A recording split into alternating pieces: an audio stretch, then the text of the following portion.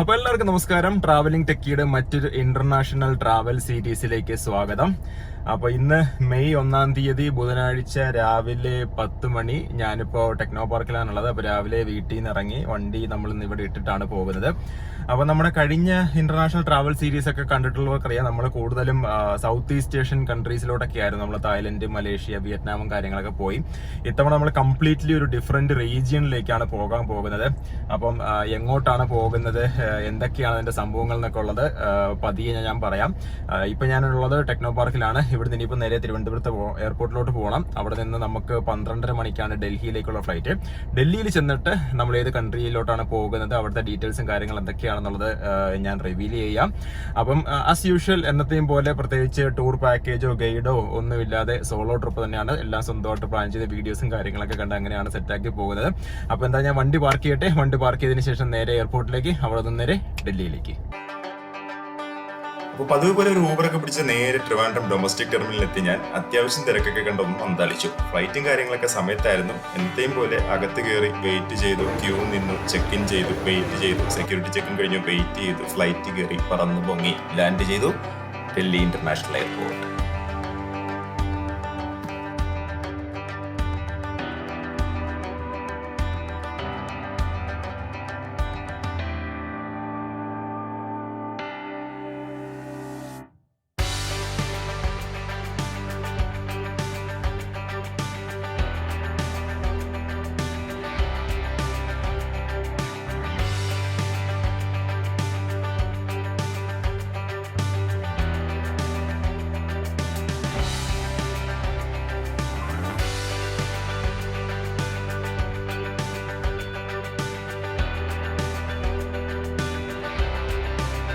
അങ്ങനെ നമ്മൾ ഉച്ചയ്ക്ക് 12:30 മണിക്ക് തിരുവനന്തപുരത്ത് നിന്ന് കയറിയിട്ട് ഒരു 3:30 മണിയായപ്പോൾ ഡൽഹി ഇന്റർനാഷണൽ എയർപോർട്ടിലെത്തി.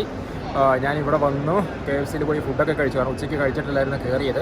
12:30 ആയതുകൊണ്ട് നമ്മൾ നേരത്തെ എയർപോർട്ടിൽ എത്തിയതുകൊണ്ട് ഫുഡൊന്നും കഴിക്കാൻ പറ്റില്ല. അപ്പോൾ അതേപോലെ ഡൽഹി എയർപോർട്ടിലെത്തിയിട്ട് ഞാൻ ഫുഡൊക്കെ കഴിച്ചു. ഇപ്പോൾ ഞാൻ ഇന്റർനാഷണൽ എയർപോർട്ടിലെ ചെക്ക് ഇൻ കൗണ്ടറിൻ്റെ അവിടെ എത്തി നിൽക്കുകയാണ് കേട്ടോ. അപ്പോൾ ഡൽഹി ഇന്റർനാഷണൽ എയർപോർട്ടിൻ്റെ ഒരു വ്യൂവും കാര്യങ്ങളൊക്കെ നിങ്ങൾക്ക് കാണാം. അപ്പോൾ നമ്മുടെ ചെക്കിൻ്റെ അടുത്ത ഫ്ലൈറ്റ് നമ്മളിനി പോകാൻ പോകുന്ന രാജ്യത്തേക്കുള്ള ഫ്ലൈറ്റ് ഈ N എന്ന് പറയുന്ന ആ ഒരു കൗണ്ടറിലാണ് നമുക്ക് ചെക്ക് ഇൻ ചെയ്യേണ്ടത്. ഇൻഡിഗോ ഫ്ലൈറ്റാണ് കേട്ടോ. അപ്പോൾ നമ്മുടെ ഫ്ലൈറ്റും കാര്യങ്ങളൊക്കെ അവിടെ ഡിസ്പ്ലേ ആയിട്ടുണ്ട്. അപ്പം ഇൻഡിഗോ ഇൻ്റർനാഷണൽ ഫ്ലൈറ്റിൻ്റെ ചെക്കിനും ഡീറ്റെയിൽസൊക്കെ നടക്കുന്ന കൗണ്ടറാണ് ഈ കാണുന്നത്. അപ്പം ഇനിയിപ്പോൾ അങ്ങോട്ട് പോകണം, ലഗേജ് ഡ്രോപ്പ് ചെയ്യണം, പിന്നീട് ഇമിഗ്രേഷനും കാര്യങ്ങളൊക്കെ ഉണ്ട്. അതൊക്കെ കഴിഞ്ഞ് ഗേറ്റിൻ്റെ അടുത്തെത്തിയിട്ട് നമ്മൾ ഏത് രാജ്യത്തോട്ടാണ് പോകുന്നതെന്നുള്ളത് റിവീൽ ചെയ്യാം കേട്ടോ. അപ്പം ഡൽഹി ഇൻ്റർനാഷണൽ എയർപോർട്ടിൻ്റെ ഡിപ്പാർച്ചർ ഹാളാണ് നിങ്ങളിപ്പോൾ കണ്ടുകൊണ്ടിരിക്കുന്നത്. ഇന്നിപ്പോൾ മെയ് 1 തീയതി വൈകുന്നേരം 5 മണിയാകുന്നു കേട്ടോ. അപ്പോൾ ഈ സ്ക്രീനിൽ നമ്മുടെ ഫ്ലൈറ്റ് ആക്ച്വലി കാണാനായിട്ട് പറ്റും. ചെക്കിൻ ഓപ്പൺ ആയിട്ടുണ്ട്. ആർക്കെങ്കിലും കണ്ടുപിടിക്കാൻ പറ്റുമെങ്കിൽ കണ്ടുപിടിച്ചോ. ഈ ഒരു 3ാമത്തെ സ്ക്രീനിൽ നമ്മുടെ ഫ്ലൈറ്റ് ആക്ച്വലി ചെക്കിൻ ഓപ്പൺ ആയിട്ടുണ്ടെന്നുള്ള സ്റ്റാറ്റസ് കാണിക്കുന്നുണ്ട് കേട്ടോ. അപ്പോൾ ഞാനെന്തായാലും അങ്ങോട്ട് ചെല്ലട്ടെ, എൻ്റെ ലഗേജ് ഡ്രോപ്പ് ചെയ്യട്ടെ. അപ്പോൾ ഇൻഡിഗോയുടെ ഇൻ്റർനാഷണൽ കൗണ്ടറിൽ അത്യാവശ്യം നല്ല തിരക്കും കാര്യങ്ങളൊക്കെ ഉണ്ട്. എല്ലാ ഇൻ്റർനാഷണൽ ഡെസ്റ്റിനേഷനിലോട്ടുമുള്ള ട്രാവലേഴ്സ് ഒരുമിച്ചിട്ടാണ് കേട്ടോ ഈ ഒരു കൗണ്ടറിൽ നിന്ന് പോകുന്നത്. അപ്പോൾ ഇതിന് ഭാഗത്തോട്ട് കയറിയിട്ട് എന്തായാലും ഞാൻ എൻ്റെ ലഗേജ് ഡ്രോപ്പ് ചെയ്യട്ടെ. അപ്പോൾ നമ്മൾ കൗണ്ടറിൽ ലഗേജൊക്കെ കൊടുത്തു. സെക്യൂരിറ്റി ചെക്കിനും ഇമിഗ്രേഷനും ഒക്കെ കഴിഞ്ഞിട്ട് ഡൽഹി ഡ്യൂട്ടി ഫ്രീയിലേക്ക് എത്തിയിരിക്കുകയാണ്. നമുക്കിനിപ്പോൾ ഏകദേശം ഒരു 4 മണിക്കൂറോളം സമയമുണ്ട്. കാരണം രാത്രി 9 മണിക്കാണ് നമുക്ക് നമ്മുടെ ഡെസ്റ്റിനേഷനിലേക്കുള്ള ഫ്ലൈറ്റ് ഇൻഡിഗോയുടേത്. അപ്പം ഡൽഹി ഡ്യൂട്ടി ഫ്രീയുടെ ഒരു കാഴ്ചയാണ് കേട്ടോ കണ്ടുകൊണ്ടിരിക്കുന്നത്. അടിപൊളി. ആക്ച്വലി ഒരു ഇതേ കണ്ടില്ലേ, അത്യാവശ്യം ലിക്കറുകളും കാര്യങ്ങളൊക്കെ ഉണ്ട് ഡൽഹി എയർപോർട്ടിൽ. അപ്പോൾ ഡൽഹി ഡ്യൂട്ടി ഫ്രീയിലൂടെ ഞാൻ ഇങ്ങനെ നടന്ന് പൊയ്ക്കൊണ്ടിരിക്കുകയാണ്. കണ്ടില്ലേ, അപ്പോൾ മുകളിൽ നമുക്ക് ഫുഡ് കോർട്ടും കാര്യങ്ങളൊക്കെ അവൈലബിൾ ഉണ്ട്. അവിടെ മക്ഡൊണാൾഡ്സും KFCയും കാര്യങ്ങളൊക്കെ ഉണ്ടാവും. അത് മുകളിൽ പോയി കഴിഞ്ഞാൽ കഴിക്കാനായിട്ട് പറ്റും. താഴെ പിന്നെ ഫുള്ള് ഷോപ്സും കാര്യങ്ങളൊക്കെയാണ്. അപ്പോൾ ഞാനങ്ങനെ എയർപോർട്ടിലെ ഡ്യൂട്ടി ഫ്രീയിലൂടെ നടന്ന് പൊയ്ക്കൊണ്ടിരിക്കുകയാണ് കേട്ടോ ഗേറ്റിൻ്റെ അടുത്തോട്ട്.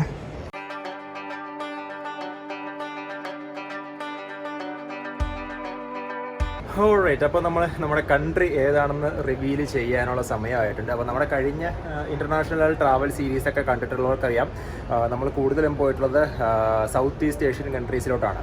ഇത്തവണ നമ്മൾ പോകാൻ പോകുന്നത് പുതിയൊരു റീജിയനിലേക്കാണ്, സെൻട്രൽ ഏഷ്യ. അപ്പോൾ സെൻട്രൽ ഏഷ്യ എന്ന് പറയുമ്പോഴത്തേക്ക് സെൻട്രൽ ഏഷ്യയിൽ ഒരുപാട് രാജ്യങ്ങൾ വരുന്നുണ്ട്. ഇപ്പം അതായത് പാകിസ്ഥാൻ ഒഴികെ അവസാനം സ്ഥാനിൽ അവസാനിക്കപ്പെടുന്ന ഒരു 6 രാജ്യങ്ങൾ ചേർന്ന ഒരു മേഖലയാണ്, അല്ലെങ്കിൽ ഒരു ഏരിയയാണ് ഈ ഒരു സെൻട്രൽ ഏഷ്യ എന്നറിയപ്പെടുന്നത്. അതായത് Afghanistan, Kazakhstan, Kyrgyzstan, Tajikistan, Turkmenistan and Uzbekistan. അപ്പോൾ ഈ ഒരു 6 കൺട്രീസിലുള്ള ഈ ഒരു സെൻട്രൽ ഏഷ്യയിലെ ഒരുപക്ഷെ ജെം ഓഫ് സെൻട്രൽ ഏഷ്യ, അല്ലെങ്കിൽ ഹേർട്ട് ഓഫ് സെൻട്രൽ ഏഷ്യ, അല്ലെങ്കിൽ ഏറ്റവും സിമ്പിളായിട്ട് നമുക്ക് പറയാൻ പോകുന്നത് ലോകത്തിലെ the cheapest country in the world, Uzbekistan. ലോകത്തിലെ തന്നെ ഏറ്റവും ചീപ്പസ്റ്റ് കൺട്രി എന്നറിയപ്പെടുന്ന ഉസ്ബെക്കിസ്ഥാനിലേക്കുള്ള യാത്രയുടെ ഭാഗമായിട്ട് നമ്മളിപ്പോൾ കറൻ്റ്ലി ഡൽഹി ഇൻ്റർനാഷണൽ എയർപോർട്ടിലാണുള്ളത്. അപ്പം ഉസ്ബെക്കിസ്ഥാൻ എന്തുകൊണ്ട് എന്ന് പറഞ്ഞു കഴിഞ്ഞാൽ ഡെഫിനറ്റ്ലി എന്താ പറയുക, ചരിത്രപരമായി ഒരുപാട് അവശേഷിപ്പുകളുള്ള ഒരു രാജ്യമാണ് ഉസ്ബെക്കിസ്ഥാൻ എന്ന് പറയുന്നത്. ആൻഡ് ഓഫ് കോഴ്സ് ലോകത്തിലെ ഏറ്റവും ചീപ്പസ്റ്റ് ആയിട്ടുള്ള കൺട്രിയാണ്. ഇൻഫാക്റ്റ് ആ രാജ്യത്തിലേക്ക് എത്തപ്പെടുന്നത് അത്ര ചീപ്പസ്റ്റ് ആയിട്ടുള്ളൊരു കാര്യമില്ല, അതിലേക്ക് ഞാൻ വരാം എന്തായാലും. അപ്പോൾ നമ്മളിന്ന് രാവിലെ ട്രിവാൻഡ്രത്ത് നിന്ന് ഫ്ലൈറ്റ് കയറി ഡൽഹിയിലെത്തി. ഡൽഹിയിൽ ട്രിവാൻഡ്രം ടു ഡൽഹി ഫ്ലൈറ്റ് നമുക്ക് 7,000 സംതിങ് ആണ് ആയത്. ഡൽഹിയിൽ നിന്ന് നമ്മൾ ഉസ്ബെക്കിസ്ഥാൻ്റെ തലസ്ഥാനമായിട്ടുള്ള ടാഷ്കണ്ടിലേക്കാണ് നമ്മൾ പോകുന്നത്. ടാഷ്കണ്ടിലേക്ക് നമുക്ക് ഉസ്ബെക്കിസ്ഥാനിലേക്ക് ഒരുപാട് എയർപോർട്ടും കാര്യങ്ങളൊക്കെ ഉണ്ട്. ഏകദേശം 9ഓളം ഇൻ്റർനാഷണൽ എയർപോർട്ടും കാര്യങ്ങളൊക്കെ എൻ്റെ ഉസ്ബെക്കിസ്ഥാനിൽ അവൈലബിൾ ആണ്. അതിൽ മേജർ എന്ന് പറയുന്നത് ടാഷ്കണ്ട്, സമർഖണ്ഡ്, ബുഖറയൊക്കെയാണ്. നമ്മൾ പോകാൻ പോകുന്നത് ഉസ്ബെക്കിസ്ഥാൻ്റെ തലസ്ഥാനമായിട്ടുള്ള ടാഷ്കണ്ടിലേക്കാണ്. അപ്പോൾ ടാഷ്കണ്ടിലേക്ക് നമുക്ക് മുംബൈയിൽ നിന്നും ഡൽഹിയിൽ നിന്നൊക്കെ ഡയറക്റ്റ് ഫ്ലൈറ്റും കാര്യങ്ങളൊക്കെ ഉണ്ട്. മുംബൈയിൽ അത്ര ഒരു റിലയബിൾ അല്ല. ഡൽഹിയിൽ നമുക്ക് ഉസ്ബെക്കിസ്ഥാൻ എയർലൈൻസും ഇൻഡിഗോയുമാണ് ഡയറക്റ്റ് ഫ്ലൈറ്റ് നടത്തുന്നത്. ഒരു 2-3 മാസങ്ങൾക്കൊക്കെ മുമ്പ് ബുക്ക് ചെയ്ത് കഴിഞ്ഞാൽ ചിലപ്പോൾ ഒരു 9 രൂപ 10 രൂപയ്ക്കൊക്കെ കിട്ടുമെങ്കിലും മിനിമം ഒരു 11-12 ആകും നമുക്ക് ഡൽഹിയിൽ നിന്ന് ടാഷ്കണ്ടിലേക്ക് പോകാനായിട്ടുള്ളത്. അപ്പോൾ എന്തിന് ഉസ്ബെക്കിസ്ഥാൻ എന്ന് ചോദിച്ചു കഴിഞ്ഞാൽ ഡെഫിനറ്റ്ലി ഒരുപാട് യുനെസ്കോ ഹെറിറ്റേജ് സൈറ്റുകളും കാര്യങ്ങളൊക്കെ ഉണ്ട്. പണ്ട് നമ്മൾ സ്കൂളിലൊക്കെ പഠിച്ചിട്ടുള്ള സിൽക്ക് റൂട്ടിൻ്റെ ചരിത്രപരമായ ഒരു ഏരിയയാണ് ഈ ഒരു ടാഷ്കണ്ട്, അതുപോലെ സമർഖണ്ഡ്, എൻ്റെ ഉസ്ബെക്കിസ്ഥാനും കാര്യങ്ങളൊക്കെ. പിന്നീട് ആർക്കിടെക്ചർ വെച്ചിട്ട് ഭയങ്കര ഡിഫറൻസ് ആയിട്ടുള്ള കുറേ അധികം മോൺമെൻറ്റ്സും കാര്യങ്ങളൊക്കെ നമുക്ക് ഈ ഒരു ഉസ്ബെക്കിസ്ഥാനിൽ കാണാനായിട്ട് പറ്റും. അപ്പോൾ അതൊക്കെ എക്സ്പ്ലോർ ചെയ്യുക എന്നുള്ളതാണ് ഈ ഒരു യാത്രയുടെ ലക്ഷ്യം. രാത്രി 9 മണിക്കുള്ള ഫ്ലൈറ്റിൽ കയറിയിട്ട് ഏകദേശം ഒരു 11:30 മണിയൊക്കെ ആകുമ്പോഴത്തേക്ക് നമ്മൾ ടാഷ്കണ്ടിലെത്തും. പിന്നെ ബാക്കി പരിപാടികളൊക്കെ എന്തായാലും കുറേ വരുന്നുണ്ട്. അപ്പോൾ എല്ലാവരും സ്റ്റേ ട്യൂൺ ചെയ്യുക. എന്താ പറയുക, നാളെ ഒരു സമയത്ത് ഉസ്ബെക്കിസ്ഥാനിലേക്ക് സോളോ ട്രിപ്പ്, പ്രത്യേകിച്ച് പാക്കേജോ കാര്യങ്ങളോ ഒന്നും എടുക്കാതെ പോകണം എന്ന് ആഗ്രഹിക്കുന്ന ആൾക്കാർക്കുള്ള എല്ലാ ഇൻഫർമേഷൻസും ഈ ഒരു ട്രാവൽ സീരീസിൽ ഉണ്ടാകും കേട്ടോ. പിന്നീട് അതുപോലെ ഇന്ത്യൻസിനെ ഒരുപാട് ഇഷ്ടപ്പെടുന്ന ഒരു ജനതയാണ് ഉസ്ബെക്കിസ്ഥാനുള്ളത്. പിന്നെ ഇതൊന്നും കൂടാതെ തന്നെ കോട്ടൺ പ്രൊഡക്ഷനിലും ഇലക്ട്രിസിറ്റി പ്രൊഡക്ഷനിലും ഒക്കെ വളരെ മുൻപന്തിയിൽ നിൽക്കുന്ന ഒരു രാജ്യമാണ് ഉസ്ബെക്കിസ്ഥാൻ എന്ന് പറയുന്നത്. ഉസ്ബെക്കിസ്ഥാനിലെ ഒരു ഹിസ്റ്റോറിക് പ്ലേസുകൾ, അതിൻ്റെ ആർക്കിടെക്ചർ കാര്യങ്ങൾ, മൊസോളിയംസ്, മോസ്ക്, ഇതൊക്കെ ലോകപ്രശസ്തമായ കാര്യങ്ങളാണ്. ഒരുപാട് ആൾക്കാർ ഈ ഒരു ഉസ്ബെക്കിസ്ഥാനിലേക്ക് പോകുന്നുണ്ട്. ഒരു പക്ഷേ കൂടുതൽ മലയാളികളും ഉസ്ബെക്കിസ്ഥാനിലേക്ക് പോകുന്നത് മിഡിൽ ഈസ്റ്റ് റീജിയനിൽ നിന്നാണ്. അതായത് UAE, ഒമാൻ തുടങ്ങിയ സ്ഥലങ്ങളിൽ നിന്നൊക്കെ നമുക്ക് ചീപ്പ് ഡയറക്റ്റ് ഫ്ലൈറ്റുകൾ ഈ പറയുന്ന ഉസ്ബെക്കിസ്ഥാനിലേക്ക് പോകാനായിട്ട് നമുക്ക് കിട്ടും. പക്ഷേ ഇന്ത്യയിൽ നിന്ന് പോകുന്നത് ഒരല്പം ചിലവ് കൂടിയ കാര്യമാണ്. പക്ഷേ ഒരുപാട് ആൾക്കാരും, കൂടുതൽ ആൾക്കാർ ഞാൻ വീഡിയോസിലൊക്കെ കണ്ടിട്ടുള്ളത് മിഡിൽ ഈസ്റ്റ് കൺട്രീസിൽ നിന്നാണ് ഈ പറയുന്ന ഉസ്ബെക്കിസ്ഥാൻ അല്ലെങ്കിൽ കസാക്കിസ്ഥാൻ റീജിയനിലോട്ടൊക്കെ പോകുന്നത്.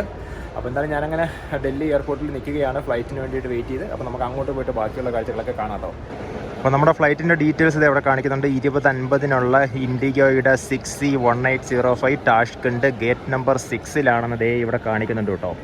അപ്പോൾ ഞാനിപ്പോൾ എങ്ങനെ ഈ ഒരു ഡ്യൂട്ടി ഫ്രീയുടെ സൈഡിലും കാര്യങ്ങളിലൊക്കെ ആയിട്ട് എങ്ങനെ നിൽക്കുകയാണ്. ഇവിടെ കുറച്ച് ആൾക്കാരൊക്കെ ഉള്ളൂ, എല്ലാവരും ഗേറ്റിൻ്റെ സൈഡിലോട്ടൊക്കെ പോയിക്കൊണ്ടിരിക്കുകയാണ് കേട്ടോ. അപ്പോൾ ഞാൻ ഗേറ്റ് നമ്പറൊക്കെ ഫൈൻഡ് ഔട്ട് ചെയ്തതിന് ശേഷം ഇനിയിപ്പോൾ നേരെ ഗേറ്റിലോട്ട് പോവുകയാണ്.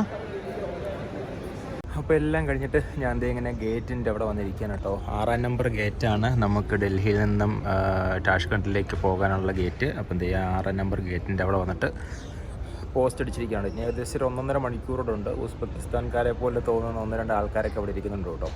ഒരു ചാർജിങ് പോർട്ടിൻ്റെ അടുത്ത് വന്നിട്ട് ഫോണൊക്കെ ഒന്ന് ചാർജ് ചെയ്യാനൊക്കെ പറഞ്ഞിരിക്കുകയാണ്. കാണാം.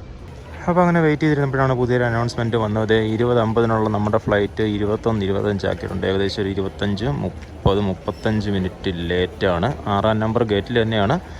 അപ്പോൾ അത് 6ാം നമ്പർ ഗേറ്റ് കൊണ്ട് കുറേ ആൾക്കാരൊക്കെ അവിടെ ഇവിടെയൊക്കെ ഇരിക്കുന്നുണ്ട്. കുറേ ആൾക്കാർ ഉമ്മറയ്ക്ക് ഹജ്ജിനൊക്കെ ആയിട്ട് പോകുന്ന കുറേ ഗ്രൂപ്പിനെ നമ്മളിവിടെ കണ്ടു കേട്ടോ. അപ്പോൾ നമ്മുടെ ഫ്ലൈറ്റ് എന്തായാലും ഒരു 40 മിനിറ്റ് ഡിലേ ഉണ്ടാവും. അപ്പോൾ എന്തായാലും ഇങ്ങനെ വെയിറ്റ് ചെയ്യണം കേട്ടോ. അപ്പോൾ അതേ നമ്മുടെ ഫ്ലൈറ്റാണ് കേട്ടോ, 6 നമ്പർ ഗേറ്റിലേക്ക് പിടിച്ചിരുന്നത്. ദേ ആ വരുന്ന ഇൻഡിഗോ ഫ്ലൈറ്റ് കണ്ട. അപ്പോൾ നമ്മുടെ ഫ്ലൈറ്റ് എത്തിയിട്ടുണ്ട്. ഇനിയിപ്പം പരിപാടിയൊക്കെ പെട്ടെന്നാവും. നേരെ ടാഷ്കണ്ട്. അപ്പോൾ നമ്മൾ ബോർഡിംഗ് ഒക്കെ തുടങ്ങിയിട്ടുണ്ട്. ഞാൻ നേരെ ഫ്ലൈറ്റിൻ്റെ അടുത്തോട്ട് നടന്നു പോയിക്കൊണ്ടിരിക്കുകയാണ് കേട്ടോ. കുറേ ആൾക്കാർ ഫ്രണ്ടിൽ പോകുന്നുണ്ട്, ഞാനങ്ങനെ ബാക്കിൽ പോവുകയാണ് കേട്ടോ. നേരെ ടാഷ്കണ്ട്.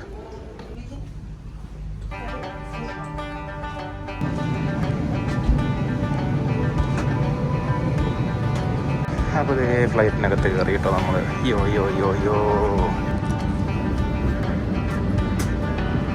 ജസ്റ്റ് ഫ്ലൈറ്റിൽ കയറിയിരിക്കുകയാണ്. ഇനിയിപ്പോൾ ഏകദേശം ഒരു 3 മണിക്കൂർ ഫ്ലൈറ്റ് ഉണ്ട്. കുറച്ച് ലേറ്റായി, ഒരു 40 മിനിറ്റോളം ലേറ്റ് ഉണ്ട്. ഇനിയിപ്പോൾ നേരെ എടുത്ത് കഴിഞ്ഞിട്ട് നേരെ ടാഷ്കണ്ടിലേക്ക് പോവുകയാണ്. 3 മണിക്കൂർ ഫ്ലൈറ്റ് ടൈം ഉണ്ട്. സോ കാണാം കേട്ടോ. അപ്പം ബോർഡിംഗ് ഒക്കെ കംപ്ലീറ്റ് ആക്കിയിട്ട് നമ്മുടെ ഫ്ലൈറ്റ് ഇതേ പതുക്കെ എടുക്കുകയാണ് കേട്ടോ. ഫ്ലൈറ്റ് ഫുള്ളാണ് ആക്ച്വലി, മൊത്തം ആളുണ്ട്. കൂടുതലും ഇന്ത്യക്കാരാണ്. ഉസ്ബെക്കിസ്ഥാനിലുള്ള ഒരു 5-6 പേരൊക്കെ ഞങ്ങളുടെ, ബാക്കി എല്ലാ ഇന്ത്യയിലുള്ള ആൾക്കാർ തന്നെയാണ് കേട്ടോ. ടൂറിസ്റ്റ് ആണോ അവിടെ വർക്ക് ചെയ്യുന്നവരാണോ ഒന്നും അറിയാൻ വയ്യ. എന്തായാലും ഫ്ലൈറ്റ് ഫുള്ളാണ്. നമ്മൾ നേരെ ടാഷ്കണ്ടിലേക്ക് പറക്കുകയാണ് കേട്ടോ.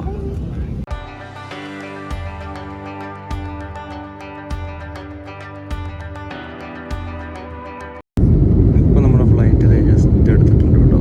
ഇനി ഏകദേശം ഒരു 2 മണിക്കൂർ 45 മിനിറ്റ് കൊണ്ട് നമ്മൾ ഉസ്ബെക്കിസ്ഥാൻ്റെ തലസ്ഥാനമായ ടാഷ്കണ്ടിലേക്ക് എത്തും. താഴെ നിങ്ങൾക്ക് ഡൽഹിയിലെ ഒരു രാത്രി കാഴ്ചയൊക്കെ കാണാം കേട്ടോ. ഫുള്ള് ലൈറ്റും കാര്യങ്ങളൊക്കെ ആയിട്ട് ഡൽഹി ഇങ്ങനെ തിളങ്ങി നിൽക്കുകയാണ്. നൈസ്. അപ്പോൾ എന്നിട്ട് 2 മണിക്കൂർ ഞാൻ പതുക്കെ ഉറങ്ങട്ടെ. ഉസ്ബെക്കിസ്ഥാനിലെത്തിയിട്ട് കാണാം കേട്ടോ.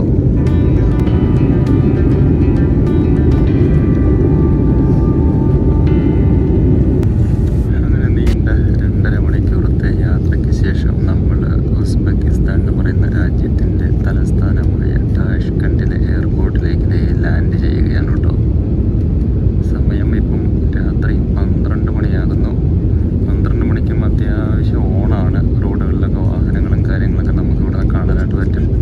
ഫുൾ ലൈറ്റും കാര്യങ്ങളൊക്കെ ഇട്ടിട്ട് ഇതേ അടിപൊളി കാഴ്ചയാണ്. And we are landing Tashkent. അപ്പോൾ അതേ നമ്മൾ ടാഷ്കണ്ട് ഇൻ്റർനാഷണൽ എയർപോർട്ടിൽ വന്നിറങ്ങിയിരിക്കുകയാണ്. അത്യാവശ്യം നല്ല തണുപ്പുണ്ട് കേട്ടോ പുറത്ത്. കണ്ടില്ലേ, എയർപോർട്ടിൻ്റെ ആ ഒരു സംഭവങ്ങളും കാര്യങ്ങളൊക്കെ കാണാം. ബസ് നിർത്തിയിട്ടുണ്ട്. കണ്ടില്ലേ. അപ്പോൾ ഇതുവഴി ഇറങ്ങട്ടെ, പോകട്ടെ. അപ്പോൾ ബസ്സിൽ നമ്മളെ കൊണ്ട് നേരെ ഇറക്കുന്നത് പാസ്പോർട്ട് കൺട്രോളിലേക്കാണ് കേട്ടോ. അതായത് ഇമിഗ്രേഷൻ്റെ അവിടെ നല്ല ഒട്ടുക്കത്തെ ക്യൂ ഉണ്ട്. ടാഷ്കണ്ട് ഇൻ്റർനാഷണൽ എയർപോർട്ടിൻ്റെ കാഴ്ചയാണ് കേട്ടോ. തിരക്ക് നോക്കിക്കേ. എൻ്റെ മോനെ, ഇതെപ്പോൾ കഴിയാനാണ്? ഈ ഒരു ക്യൂ നിന്നിട്ട് വേണം കേട്ടോ പുറത്തോട്ടിറങ്ങാനായിട്ട്. തൊട്ടപ്പുറത്ത് ബാഗേജ്, നേരെ എക്സിറ്റ്. അപ്പോൾ ഇവിടെ എവിടെയെങ്കിലും ക്യൂ നിൽക്കട്ടെ, പരിപാടി ചെയ്യട്ടെ. എയർപോർട്ടിലെ തിരക്ക് നോക്കിക്കേ. ടാഷ്കണ്ട് എയർപോർട്ടിലെ തിരക്കാണ് കേട്ടോ. കുഞ്ഞൊരു എയർപോർട്ടാണ്. ബസ്സിൽ നമ്മളെ എയർപോർട്ടിൽ കൊണ്ടിറക്കിയിട്ട് നേരെ പാസ്പോർട്ട് കൺട്രോളിലേക്കാണ് വരുന്നത്. ഇമിഗ്രേഷൻ അവിടെ ഉസ്ബെക്കിസ്ഥാൻ്റെ ഒരു അടിപൊളി സംഭവമൊക്കെ ഉണ്ട് കേട്ടോ. നോക്കിക്കേ, അടിപൊളി. സെറ്റ്. Welcome to Uzbekistan. ഇത് അടുത്തൊന്നും ക്ലിയർ ആവുമെന്ന് തോന്നുന്നില്ല കേട്ടോ. ഇഷ്ടം പോലെ ആൾക്കാരുണ്ട്. ആക്ച്വലി ഡൽഹിയിൽ നിന്ന് നമ്മൾ മറ്റേ ഉമ്രയ്ക്ക് ഹജ്ജിനൊക്കെ പോകുന്നു എന്ന് പറഞ്ഞ് കണ്ട ആൾക്കാരൊക്കെ ഇവിടെയാണ് കേട്ടോ ഇപ്പോൾ വന്നേക്കുന്നത്. അവരെല്ലാം ഇവിടെ വന്നിറങ്ങിയിരിക്കുന്നുണ്ട്. നോക്കിക്കേ എയർപോർട്ടിൻ്റെ അവസ്ഥ. വിമാനത്തിൽ ബസ്സിൽ കൊണ്ടിറക്കി ഇതിൽ നിന്നാണ് കയറിയത്. ഇതിൽ നിന്ന് കയറി ഇങ്ങോട്ട് വന്നു കഴിഞ്ഞപ്പോൾ നോക്കിക്കാണ് ഇമിഗ്രേഷൻ്റെ അവിടുത്തെ തിരക്ക്. ഇതിപ്പോൾ തീരാനാണോ എന്തോ. അപ്പോൾ നമ്മൾ ഇമിഗ്രേഷനൊക്കെ കഴിഞ്ഞിട്ട് ഇമിഗ്രേഷനത്തെ ഇതാണ് കേട്ടോ. ഇതാണ് ഇമിഗ്രേഷൻ കഴിഞ്ഞ് തൊട്ട ഫ്രണ്ടിൽ തന്നെ ലഗേജ് കിട്ടുന്ന സ്ഥലമാണ്. അത് കഴിഞ്ഞ് കഴിഞ്ഞാൽ പിന്നെ ഇവിടെ നമുക്ക് കറൻസി എക്സ്ചേഞ്ചും അതുപോലെ തന്നെ സിം എടുക്കുന്ന പരിപാടിയും കാര്യങ്ങളൊക്കെ ഉണ്ട്. അപ്പോൾ നമുക്ക് ഇനിയിപ്പോൾ അടുത്ത പരിപാടി എന്ന് പറയുന്നത് സിം എടുക്കണം. സിം എടുക്കുന്നതിന് മുമ്പ് കറൻസി എക്സ്ചേഞ്ച് ചെയ്യണം. അപ്പോൾ അതൊക്കെ കഴിഞ്ഞിട്ട് വേണം അടുത്ത പരിപാടി. അപ്പോൾ എല്ലാം ഒന്ന് ചെക്ക് ചെയ്തിട്ട് നോക്കട്ടെ. കറൻസി എക്സ്ചേഞ്ച് ചെയ്ത് സിം എടുക്കുന്ന പരിപാടിയാണ് ആദ്യമുള്ളത്. അതിനുശേഷം നേരെ പുറത്തോട്ടിറങ്ങണം. എന്നിട്ട് പിന്നെ ബാക്കി ഡീറ്റെയിൽസും കാര്യങ്ങളൊക്കെ പറയാട്ടോ ഞാൻ. അപ്പോൾ ഇവിടെ ചെറിയൊരു ഡ്യൂട്ടി ഫ്രീ ഷോപ്പും കാര്യങ്ങളൊക്കെ ഉണ്ട് കേട്ടോ. ഈ ഒരു സൈഡായിട്ട് ഒരു ഡ്യൂട്ടി ഫ്രീ ഷോപ്പുണ്ട്. പിന്നീട് കറൻസി എക്സ്ചേഞ്ചിന് ആകെ ഈ ഒരു സ്ഥലമാണ് ഇവിടെ ഉള്ളത്. ആകെ ഒരൊറ്റ സംഭവം മാത്രമേ ഉള്ളൂ കേട്ടോ. ഇതാണ് ഇവിടുത്തെ കറൻസി എക്സ്ചേഞ്ച് സെൻറ്റർ. ഇവിടെ US ഡോളറിന് 126 സംതിങ് ആണ്, 126 കിട്ടും എന്നൊക്കെയാണ് അവർ പറയുന്നത്. കണ്ടില്ല, ഇവിടുത്തെ റേറ്റും കാര്യങ്ങളൊക്കെ എഴുതി വെച്ചിട്ടുണ്ട്. കണ്ടല്ലേ, കറൻസി എക്സ്ചേഞ്ച് ഇവിടെയാണ് ചെയ്യുന്നത് കേട്ടോ. അപ്പം നമുക്കിനി കറൻസി എക്സ്ചേഞ്ച് ചെയ്യണം. എന്നിട്ട് നേരെ സിം എടുക്കണം. അപ്പോൾ ഇവിടെ എഴുതി വെച്ചിട്ടുണ്ട് ഒരു US ഡോളറിന് 12,610 കിട്ടുമെന്ന്. വെക്കുന്നത് 12,680 രൂപയ്ക്കാണ് കേട്ടോ. അപ്പോൾ ഇതാണ് ഇവിടുത്തെ $US റേറ്റ് വരുന്നത് 12,610. പിന്നെ അത് ബാക്കി റേറ്റും കാര്യങ്ങളൊക്കെ അത് ഇവിടെ ഉണ്ട്. എന്തായാലും കറൻസി എക്സ്ചേഞ്ച് ചെയ്യട്ടെ. അപ്പോൾ നമ്മൾ കറൻസി എക്സ്ചേഞ്ച് ഒക്കെ ചെയ്തു. കറൻസി എക്സ്ചേഞ്ച് ചെയ്ത് നമ്മൾ $200 കൊടുത്തത്. അപ്പം 25,22,000 ഉസ്ബക്ക് സോമാണ് നമുക്ക് കിട്ടിയിരിക്കുന്നത്. അതുപോലെ തന്നെ ഈ സൈഡിലും ഉണ്ട് കേട്ടോ ഒരു കറൻസി എക്സ്ചേഞ്ച് സെൻറ്റർ. അതായത് നമ്മുടെ എമിഗ്രേഷനിൽ നിന്ന് പുറത്തിറങ്ങി കഴിയുമ്പം എമിഗ്രേഷൻ്റെ 2 സൈഡിലായിട്ടാണ് നമുക്ക് കറൻസി എക്സ്ചേഞ്ച് സെൻറ്റർ വരുന്നത്. അതുപോലെ ATM കാര്യമൊക്കെ ഇവിടെ അവൈലബിൾ ആണ്. അപ്പോൾ അവിടെ നിന്ന് വേണമെങ്കിൽ നിങ്ങൾക്ക് പൈസ എടുക്കാം. അപ്പോൾ ഇതൊരു കറൻസി എക്സ്ചേഞ്ച് സെൻറ്ററാണ്. ഇത് അങ്ങേയറ്റത്തും കറൻസി എക്സ്ചേഞ്ചും ടോയ്ലറ്റും ഒക്കെ അവൈലബിൾ ആണ് കേട്ടോ. ഇതാണ് പാസ്പോർട്ട് കൺട്രോളും കാര്യങ്ങളൊക്കെ. അപ്പോൾ ഇവിടുന്ന് കറൻസി എക്സ്ചേഞ്ച് ചെയ്തിട്ട് അല്ലെങ്കിൽ ഇവിടുന്ന് ഈ ATM ന്ന് പൈസയൊക്കെ എടുത്തിട്ട് നിങ്ങൾക്ക് ഈ ഒരു സൈഡിലോട്ട് പോയി കഴിഞ്ഞാൽ സിമ്മും കാര്യങ്ങളൊക്കെ കിട്ടും. അപ്പോൾ ഞാൻ പരിപാടിയൊക്കെ കഴിഞ്ഞിട്ട് ഒന്ന് സെറ്റ് ആവാൻ വേണ്ടി ഇരിക്കുകയാണ്. അപ്പോൾ ഞാനിപ്പോൾ ഇവിടുന്ന് $200 മാറിയിട്ടുണ്ട്. 25,22,000 രൂപയാണ് നമുക്ക് കിട്ടിയിട്ടിരിക്കുന്നത്. ഓക്കെ, അപ്പോൾ അങ്ങനെ നമ്മുടെ പരിപാടികളൊക്കെ കഴിഞ്ഞിട്ട് നമ്മളിപ്പം കംപ്ലീറ്റ്ലി ഫ്രീ ആയിട്ടുണ്ട്. ഭയങ്കര ഡേ ആയിരുന്നു. രാവിലെയാണ് നമ്മൾ തിരുവനന്തപുരത്ത് നിന്ന് സ്റ്റാർട്ട് ചെയ്തത്. ഡൽഹി വന്നു. ഡൽഹിയിൽ നിന്ന് നമുക്ക് ആക്ച്വലി രാത്രി 8:50 ഉസ്ബെക്കിസ്ഥാനിലെ താഷ്കന്തിലേക്കുള്ള ഫ്ലൈറ്റ്. പക്ഷേ അതൊരു 1 hour ഡിലേ ആയി. 10:30 ആയി ഡൽഹിയിൽ നിന്ന് എടുത്തപ്പോഴത്തേക്ക്. 2.25 മണിക്കൂർ മതി നമുക്ക് ഡൽഹിയിൽ നിന്ന് താഷ്കന്തിലേക്ക് വരാനായിട്ടുള്ളത്. നമ്മൾ ഇൻഡിഗോയിലാണ് വന്നത്. അപ്പോൾ ഫ്ലൈറ്റ് ചാർജ് ഏകദേശം ഒരു 11,000 സംതിങ് ആയിട്ടുണ്ടായിരുന്നു. ഞാനത് മേക്ക് മൈ ട്രിപ്പ് വഴിയാണ് ബുക്ക് ചെയ്തത്. അപ്പോൾ ആ ഒരു റേഞ്ചൊക്കെയാണ്. ഒരു 11, 12, 13 നോർമലായിട്ട് നമുക്ക് ഈ പറയുന്ന ഉസ്ബെക്കിസ്ഥാനിൽ നിന്ന് ഡൽഹിയിലോട്ടോ അല്ലെങ്കിൽ ഡൽഹിയിൽ നിന്ന് താഷ്കന്തിലോട്ടൊക്കെ ആയിട്ട് നമുക്ക് ചാർജും കാര്യങ്ങളൊക്കെ ആവുന്നത്. അപ്പോൾ ഇവിടെ എത്തിയപ്പോഴത്തേക്ക് ഭയങ്കര തിരക്കും കാര്യങ്ങളൊക്കെ ആയിരുന്നു. എമിഗ്രേഷനിൽ കുറേ സമയം പോയി. അത് കഴിഞ്ഞിട്ട് നമ്മൾ കറൻസി എക്സ്ചേഞ്ചും കാര്യങ്ങളൊക്കെ ചെയ്തു. അത് കഴിഞ്ഞിട്ട് നമ്മൾ സിം കാർഡ് എടുത്തു. പിന്നെ ലഗേജും കാര്യങ്ങളൊക്കെ എടുത്തു. ബാത്റൂമിലൊക്കെ പോയി ഫ്രഷൊക്കെ ആയിട്ട് വന്നിരിക്കുകയാണ്. സോ ഉസ്ബെക്കിസ്ഥാൻ ഇനിയുള്ള ഒരു 4 ദിവസം നമ്മൾ ഈ ഉസ്ബെക്കിസ്ഥാൻ ഉണ്ടാവും. അതിൽ 2 ദിവസം ഉസ്ബെക്കിസ്ഥാനിലെ തലസ്ഥാന നഗരമായ താഷ്കണ്ടും അടുത്ത 2 ദിവസം സമർഖണ്ഡ് എന്ന് പറഞ്ഞിട്ടുള്ള സിൽക്ക് റൂട്ടിലേക്ക് വളരെ ഫേമസ് ആയിട്ടുള്ളൊരു പ്ലേസാണ്. അത് ആണ് നമ്മൾ ആക്ച്വലി എക്സ്പ്ലോർ ചെയ്യാനായിട്ട് പ്ലാൻ ചെയ്യുന്നത്. ഇനി ബേസിക്കായിട്ട് കുറച്ച് ഉസ്ബെക്കിസ്ഥാനിലെ കുറിച്ചുള്ള ഒരു ഇൻഫർമേഷൻ എന്ന് പറഞ്ഞു കഴിഞ്ഞാൽ, ഇവിടേക്ക് ടൂറിസ്റ്റുകൾക്ക് വരാനായിട്ട്, ഇന്ത്യയിൽ നിന്ന് ടൂറിസ്റ്റുകൾക്ക് വരാനായിട്ട് നമുക്ക് ആക്ച്വലി ഒരു ടൂറിസ്റ്റ് വിസ എടുക്കേണ്ടതുണ്ട്. ഈ വിസ നമുക്കത് സിമ്പിളായിട്ട് ഉസ്ബെക്കിസ്ഥാൻ്റെ വിസ വെബ്സൈറ്റിൽ കയറിയിട്ട് വളരെ ബേസിക്കായിട്ടുള്ള നമ്മുടെ പാസ്പോർട്ട് ഡീറ്റെയിൽസും അഡ്രസ്സും ബാക്കി കാര്യങ്ങളൊക്കെ കൊടുത്തിട്ട് നമുക്ക് സിംഗിൾ എൻട്രി അല്ലെങ്കിൽ മൾട്ടി എൻട്രി അല്ലെങ്കിൽ 90 ഡേയ്സിനായിട്ട് നമുക്ക് 3 type of tourist visa available ആണ്. അപ്പം സിംഗിൾ എൻട്രിക്ക് ഏകദേശം എനിക്ക് ആയത് 1,794 രൂപയാണ്. $21.50. $20 $1.50 പ്രോസസ്സിങ് ചാർജും കാര്യങ്ങളൊക്കെ ആയിട്ട് കിട്ടും. അപ്പോൾ അതിൽ സിംഗിൾ എൻട്രി എന്ന് പറയുമ്പോഴത്തേക്ക് സിംഗിൾ എൻട്രിക്ക് $20, മൾട്ടിപ്പിൾ എൻട്രിക്ക് $30, പിന്നീട് 90 ഡേയ്സിന് $50 ചാർജ് വരുന്നത്. പിന്നീട് ഈ ഒരു വിസയുടെ കാലാവധി എന്ന് പറയുന്നത് നമ്മൾ അപ്ലൈ ചെയ്ത അന്ന് മുതൽ 3 മാസത്തേക്കായിരിക്കും. നമ്മൾ ഉസ്ബെക്കിസ്ഥാനിൽ ഇറങ്ങി കഴിഞ്ഞ് കഴിഞ്ഞാൽ 30 ദിവസത്തെ സ്റ്റേ വാലിഡിറ്റിയാണ് നമുക്ക് കിട്ടുന്നത്. വിസയുടെ വാലിഡിറ്റി മൊത്തം 90 ദിവസവും വൺസ് എൻ്റർ ആയി കഴിഞ്ഞ് കഴിഞ്ഞാൽ 30 ദിവസമാണ് നമുക്ക് സ്റ്റേ പീരീഡ് കിട്ടുന്നത്. അപ്പം ഏകദേശം ഒരു 72 മണിക്കൂർ കൊണ്ട് തന്നെ നമുക്ക് വിസ നമുക്ക് വർക്കിംഗ് ഡേയ്സിനുള്ളിൽ നമുക്കത് കിട്ടും. ഭയങ്കര സിമ്പിളാണ്. ഒരു ഏജൻസിയെയോ അല്ലെങ്കിൽ അങ്ങനെയൊന്നും നമുക്ക് പോകേണ്ട കാര്യമില്ല. നമുക്ക് ഇൻ്റർനാഷണൽ ട്രാൻസാക്ഷൻ എനേബിൾഡ് ആയിട്ടുള്ളൊരു ക്രെഡിറ്റ് കാർഡോ ഡെബിറ്റ് കാർഡോ ഉണ്ടെന്നുണ്ടെങ്കിൽ ഉസ്ബെക്കിസ്ഥാൻ്റെ വെബ്സൈറ്റിൽ കയറിയിട്ട് നമുക്ക് സിമ്പിളായിട്ട് വിസ ആപ്ലിക്കേഷൻ കൊടുത്ത് 3 ദിവസത്തിനുള്ളിൽ നമുക്ക് വിസ കിട്ടും. പിന്നീട് നമുക്ക് ഉസ്ബെക്കിസ്ഥാനിലേക്ക് വരാനായിട്ട് എവിടെയും നമുക്ക് റിട്ടേൺ ഫ്ലൈറ്റ് ചോദിക്കുകയോ അല്ലെങ്കിൽ ഹോട്ടൽ അക്കോമഡേഷൻ ഡീറ്റെയിൽസ് ചോദിക്കുകയോ ഷോ മണി ചോദിക്കുകയോ അങ്ങനെയുള്ള പരിപാടികളൊന്നുമില്ല. എവിടെയും ചോദിച്ചില്ല. ഡൽഹി എമിഗ്രേഷൻ ചോദിച്ചില്ല, ഇവിടെയും ചോദിച്ചില്ല. അവരാകെ പാസ്പോർട്ടും വിസയും മാത്രമാണ് മേടിച്ചത്. അപ്പോഴേ മേടിച്ചു, സീലടിച്ചു, തിരിച്ചു വന്നു. അപ്പം ഉസ്ബെക്കിസ്ഥാനിലേക്ക് ടൂറിസം പർപ്പസിനായി വരുന്നവർക്ക് ഭയങ്കര സിമ്പിളായിട്ട് വരാം. ഒരുപാട് ഫോർമാലിറ്റീസോ കാര്യങ്ങളോ ഒന്നുമില്ല. ഒരുപക്ഷെ ഞാൻ പോയിട്ടുള്ള രാജ്യങ്ങളിലൊക്കെ ഏറ്റവും സിമ്പിളായിട്ട് വിസ അപ്ലൈ ചെയ്ത് കിട്ടിയതും എമിഗ്രേഷനൊക്കെ ക്ലിയറായി പോയതുമൊക്കെ ഉസ്ബെക്കിസ്ഥാനിലാണെന്ന് തന്നെ നമുക്ക് പറയാൻ പറ്റും കേട്ടോ. ഇനി ഉസ്ബെക്കിസ്ഥാനിലെ പൈസ എന്ന് പറയുമ്പോഴത്തേക്ക് ഉസ്ബെക്കിസ്ഥാനി സോം എന്നാണ് അറിയപ്പെടുന്നത്. 1 ഇന്ത്യൻ രൂപ കൊടുത്തു കഴിഞ്ഞാൽ 152 ഉസ്ബെക്കിസ്ഥാനി സോം നമുക്ക് കിട്ടും. ആ ഒരൊറ്റ റീസൺ കൊണ്ടാണ് ഇത് ആക്ച്വലി ലോകത്തിലെ ഏറ്റവും ചീപ്പസ്റ്റ് കൺട്രി എന്ന് പറയുന്നത്. ഇപ്പം നമ്മുടെ നാട്ടിൽ ഇപ്പം KFCയിലൊക്കെ പോയിട്ട് 500-600 രൂപയ്ക്കൊക്കെ മേടിക്കുന്ന സാധനം ഇവിടെ 200 രൂപയ്ക്കൊക്കെ നമുക്ക് കിട്ടും എന്നാണ് ഞാൻ പറഞ്ഞ് കേട്ടിട്ടുള്ളത്. എന്തായാലും നമ്മൾ KFCയിലൊക്കെ പോകുന്നുണ്ട്. അതുപോലെ തന്നെ $1 കൊടുത്തു കഴിഞ്ഞാൽ 12,600 ഉസ്ബെക്കിസ്ഥാനി സോം കിട്ടും. അതായത് $100 കൊടുക്കുമ്പം 12,06,000. ഉസ്ബെക്ക് സോം നമുക്ക് കിട്ടും. അപ്പോൾ അതിൻ്റെ ഡീറ്റെയിൽസാണ് ഞാൻ നേരത്തെ കാണിച്ചത്. അപ്പം ആ ഒരു ഇതുകൊണ്ടാണ് ഉസ്ബെക്കിസ്ഥാൻ ഒരു പക്ഷേ ലോകത്തിലെ ഏറ്റവും ചീപ്പസ്റ്റ് ആയിട്ടുള്ള കൺട്രിയും കാര്യങ്ങളൊക്കെയാണ് അറിയപ്പെടുന്നത്. പിന്നീട് ഉസ്ബെക്കിസ്ഥാൻ്റെ ക്യാപിറ്റൽ എന്ന് പറയപ്പെടുന്നത് താഷ്കണ്ടാണ്. ഇവിടുത്തെ കറൻസി ഉസ്ബെക്കിസ്ഥാനി സോമാണ്.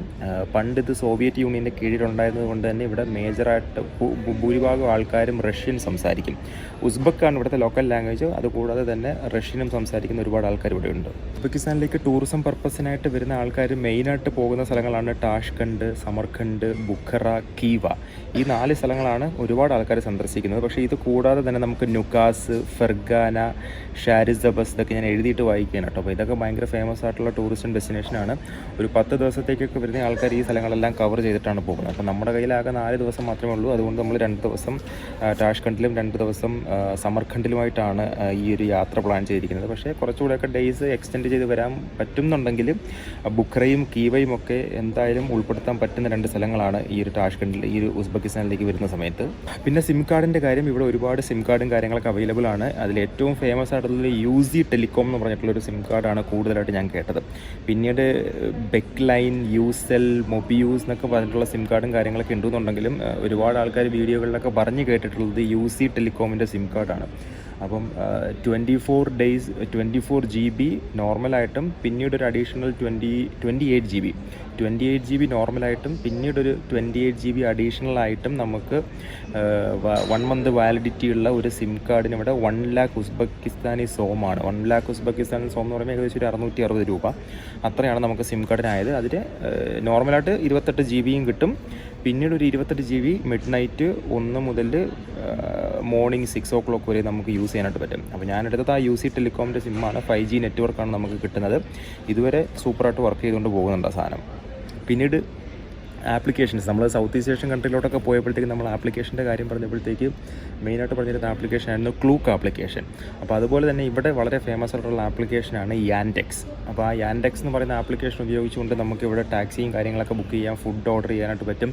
യാൻഡെക്സിൻ്റെ തന്നെ മാപ്പ് അവൈലബിൾ ആണ്. അപ്പം ഈ ഒരു സെൻട്രൽ ഏഷ്യൻ റീജിയനിൽ ആ ഒരു യാൻഡെക്സ് എന്ന് പറയുന്ന ഒരു ആപ്ലിക്കേഷനാണ് കൂടുതൽ ഫേമസ്. ഗൂഗിളിലൊക്കെ നോക്കിക്കഴിഞ്ഞ് കഴിഞ്ഞാൽ നമുക്ക് ഒരുപാട് റിവ്യൂസോ കാര്യങ്ങളൊന്നും ഇവിടുത്തെ ലൊക്കേഷനിൽ കാണാനായിട്ട് പറ്റത്തില്ല. പക്ഷേ യാൻഡെക്സിൻ്റെ മാപ്പ് ആപ്ലിക്കേഷൻ എടുത്തു കഴിഞ്ഞാൽ ആ ആപ്ലിക്കേഷൻ വഴിയാണ് ഇവിടുത്തെ ആൾക്കാരൊക്കെ ലൊക്കേഷൻസിനും മറ്റുമൊക്കെ റിവ്യൂസ് പോസ്റ്റ് ചെയ്യുന്നത്. അപ്പോൾ യാൻഡെക്സിൻ്റെ ആപ്ലിക്കേഷൻ മസ്റ്റായിട്ട് നിങ്ങളിവിടെ ടാക്സിയും മറ്റ് കാര്യങ്ങളൊക്കെ ഉപയോഗിക്കുന്നുണ്ടെങ്കിൽ തീർച്ചയായിട്ടും ഡൗൺലോഡ് ചെയ്യുക.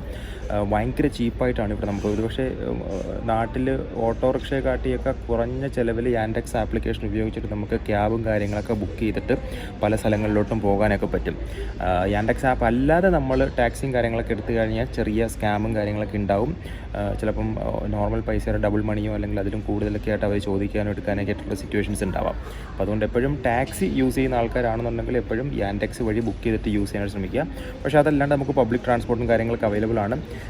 സിറ്റി സെൻറ്ററിലാണ് നിങ്ങൾ താമസിക്കുന്നത്, നിങ്ങൾ ഒരുവിധപ്പെട്ട സ്ഥലങ്ങളെല്ലാം അതിനടുത്ത് തന്നെ ഒരു 1 കിലോമീറ്ററിനുള്ളിൽ നടന്നു പോയി കാണാൻ പറ്റുന്ന സിറ്റുവേഷൻസ് ഉണ്ട്. പിന്നീട് നിങ്ങൾക്ക് ട്രാംസ് അവൈലബിൾ ആണ്, മെട്രോസ് അവൈലബിൾ ആണ്, പബ്ലിക് ബസ് അവൈലബിൾ ആണ്. ഇതൊക്കെ ഉപയോഗിച്ചിട്ട് നിങ്ങൾക്ക് ഈ ഒരു ടാഷ്കണ്ട്, സമർഖണ്ഡ് പോലുള്ള സ്ഥലങ്ങളെല്ലാം കംപ്ലീറ്റ് ആയിട്ട് നിങ്ങൾക്ക് എക്സ്പ്ലോർ ചെയ്യാനായിട്ട് പറ്റും. ഒരു മണിയുടെ കാര്യം ഞാൻ പറഞ്ഞു, ഉസ്ബെക്കിസ്ഥാനി സോമാണ്. അപ്പോൾ ഇവിടെ 1000, 2000, 5000, 10000, 20000, 50000, 1,00,000 നോട്ടുകളാണ് ആക്ച്വലി അവൈലബിൾ ആയിട്ടുള്ളത്. പിന്നീട് 50, 100, 200, 500ൻ്റെയൊക്കെ കോയിൻസും അവൈലബിൾ ആണ്.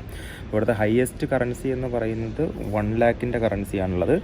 1000 മുതൽ 1 lakh വരെയുള്ള നോട്ടുകളാണ് ഇവിടെ ആക്ച്വലി നോർമലായിട്ട് കിട്ടുന്നത്. പക്ഷേ കൂടുതലും നമുക്ക് ഇവിടുന്ന് മണി എക്സ്ചേഞ്ച് സെൻറ്ററുകളിൽ നിന്നൊക്കെ നമുക്ക് കിട്ടുന്നത് 1 lakhൻ്റെ കറൻസി ആയിരിക്കും. അപ്പോൾ ഇത്രയൊക്കെയാണ് ഉസ്ബെക്കിസ്ഥാൻ്റെ ഒരു ബേസിക് ഐഡിയകളും കാര്യങ്ങളൊക്കെ. ഇനിയും എന്തെങ്കിലും നിങ്ങൾക്ക് അറിയണമെന്നുണ്ടെങ്കിൽ നിങ്ങൾ ഇതിൽ കമൻറ്റ് ചെയ്തിരുന്നാൽ മതി, ഞാനതിന് അപ്ഡേറ്റും കാര്യങ്ങളൊക്കെ തരാം. അപ്പോൾ സമയം ഇപ്പോൾ ഏകദേശം ഒരു 3:30 മണിയാകുന്നു. അപ്പം നേരം വെളുത്ത് കഴിഞ്ഞിട്ട് നമ്മൾ ആക്ച്വലി ഇപ്പം കറൻ്റ് നിൽക്കുന്നത് ടാഷ്കണ്ട് ഇൻ്റർനാഷണൽ എയർപോർട്ടിലാണ്. ഇവിടെ നിന്ന് നമ്മൾ സമർഖണ്ഡിലേക്ക് പോവുകയാണ്. അപ്പോൾ എൻ്റെ ആദ്യത്തെ 2 ദിവസം നമ്മൾ സമർഖണ്ഡിലായിരിക്കും. കാരണം നമ്മൾ ഫ്ലൈറ്റ് വന്നത് മിഡ് നൈറ്റ് ആണ്. അപ്പം പിന്നെ നമുക്ക് വെയിറ്റ് ചെയ്ത് കുറേ നേരം കഴിഞ്ഞിട്ട് നമുക്ക് ആക്ച്വലി കാരണം ഇവിടെ ഹോട്ടൽ ചെക്കിനും കാര്യങ്ങളൊക്കെ ഉച്ചയൊക്കെ ആവും തുടങ്ങുമ്പോഴത്തേക്ക്. അപ്പം നമുക്ക് ഇവിടെ തന്നെ നിന്ന് കഴിഞ്ഞാൽ ഒരു പക്ഷേ ടാഷ്കണ്ടിൽ നമുക്കൊരു 1/2 ദിവസം വേസ്റ്റ് ആവും. അതുകൊണ്ട് ഞാൻ പ്ലാൻ ചെയ്തതെന്ന് വെച്ച് കഴിഞ്ഞാൽ ടാഷ്കണ്ടിൽ നിന്ന് നേരെ സമർഖണ്ഡിൽ പോയി സമർഖണ്ഡിൽ 2 ദിവസം എക്സ്പ്ലോർ ചെയ്തിട്ട് തിരിച്ച് ടാഷ്കണ്ടിൽ വന്ന് 2 ദിവസം നിന്നിട്ട് റിട്ടേൺ പോകാം എന്നുള്ളൊരു പരിപാടിയാണ്. അപ്പോൾ ഇനിയിപ്പോൾ ഒരു 2-2.5 മണിക്കൂർ നമ്മൾ എന്തായാലും എയർപോർട്ടിൽ പോസ്റ്റാണ്. വലുതായിട്ട് ആൾക്കാരും കാര്യങ്ങളൊന്നും ഇല്ല. വന്ന ആൾക്കാരൊക്കെ ഇറങ്ങിപ്പോയി. കുറച്ച് ആൾക്കാർ അവിടെ ഇവിടെയൊക്കെ ഇരിക്കുന്നുണ്ട്. അവരൊക്കെ നേരം വെളുത്തിട്ട് പോകാനായിട്ടിരിക്കുന്ന ആൾക്കാരാണ്. അപ്പം ഈ ഒരു വീഡിയോ എന്തായാലും ഞാൻ ഇവിടെ വെച്ച് വൈൻഡപ്പ് ചെയ്യുകയാണ്. അപ്പോൾ ഈ വീഡിയോയിൽ നമ്മൾ വീട്ടിൽ നിന്ന് ഇറങ്ങി ഓഫീസിൽ വന്ന് തിരുവനന്തപുരത്ത് നിന്ന് ഡൽഹി വഴി ടാഷ്കണ്ട്, ഉസ്ബെക്കിസ്ഥാനിലെ ടാഷ്കണ്ടിലെത്തി എയർപോർട്ടിലിരിക്കുകയാണ്. ബേസിക് ഇൻഫർമേഷൻസും കാര്യങ്ങളെല്ലാം ഞാൻ കവറപ്പ് ആക്കിയിട്ടുണ്ട്. അപ്പം അടുത്ത എപ്പിസോഡിൽ നമ്മൾ ടാഷ്കണ്ടിൽ നിന്നും സമർഖണ്ഡിലേക്ക് വളരെ വ്യത്യസ്തമായൊരു യാത്രയിലാണ്. ഒരുപക്ഷെ എൻ്റെ ഫസ്റ്റ് എക്സ്പീരിയൻസ് ആയിരിക്കാം.